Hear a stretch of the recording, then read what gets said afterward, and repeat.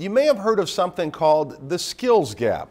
Employers sometimes cite the skills gap as a reason why they can't find workers with the right skills to fill open jobs. But now some studies and some experts are suggesting the skills gap is more complex than first thought. Our Hannah Tran takes a closer look at a recent study from the Minnesota Department of Employment and Education. It's a common and familiar problem in the Brainerd Lakes area. What I see is that the feeder system for manufacturing technicians, employees that we hire to run machines such as this, is not there. State leaders are reformulating schools to shrink the skills gap. Providing education for those workers to get the skills they need in the new economy.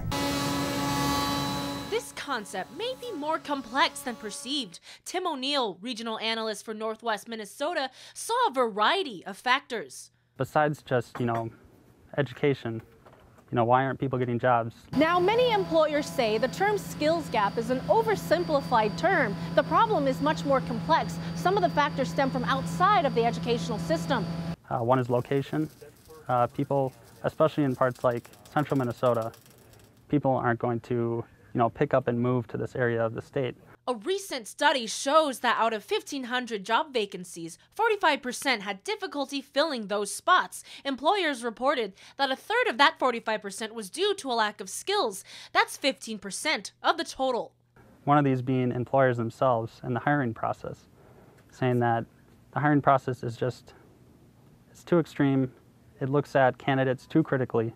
O'Neill found location as a top factor, but whether the term skills gap is extensive or not, the vacancy of millions of jobs remain. Hannah Tran, Lakeland News. Undesirable location was not the only additional factor. Other factors include uncompetitive hours, wages, and lack of work ethic. However, despite the study, lack of experience or skills remains a commonly cited reason. If you've enjoyed this segment of Lakeland News, please consider making a tax-deductible contribution to Lakeland Public Television.